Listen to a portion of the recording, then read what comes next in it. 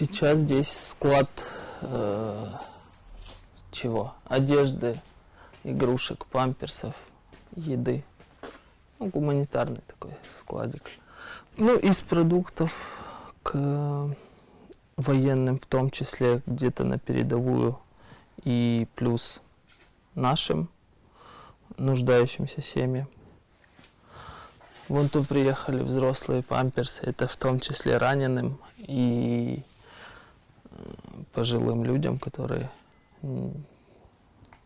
не передвигающиеся. Здесь в первой половине дня были, ну вот судя по партам, понятно, что это была школа, там с 1 по 5 класс.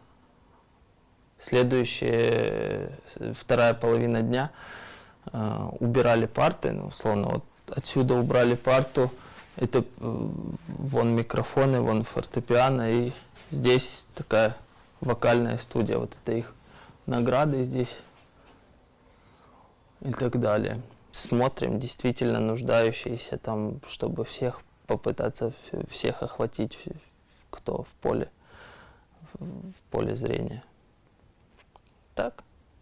Плюс еда, которая готовится, плюс эти же сетки. То есть самое главное — это деятельность. Нужно что-то делать. Те же люди, которые приходят вот эти сети плести, это больше понятно, что польза Збройным силам Украины, но еще и польза этим людям, потому что сидеть дома в период войны и смотреть смски про воздушную тревогу, можно человеку с ума сойти. Нужно все время быть в работе, в тонусе. Изюминка нашего нашего волонтерского центра в том, что сети везде стараются плести, гуманитарка везде, но и каждый волонтерский центр, каждая община там от себя что-то такое индивидуальное. Вот у нас это оджах, там хазан, плов, и поехали. Каждый вторник, суббота там у нас здесь готовится, да, еда. Мы стараемся всем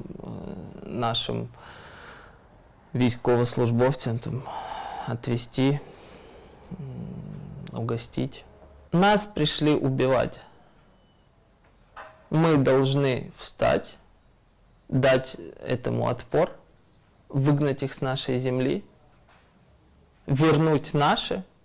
Мы же ни на что больше не претендуем. Вернуть наши и закончить эту тему. Но закончить эту тему нужно так, чтобы, повторюсь, вот эта красная палатка, она была без сил. Без сил, чтобы завтра нас не преследовал какой-то реваншизм, да, вот эта вот жажда реванша. А это всегда будет.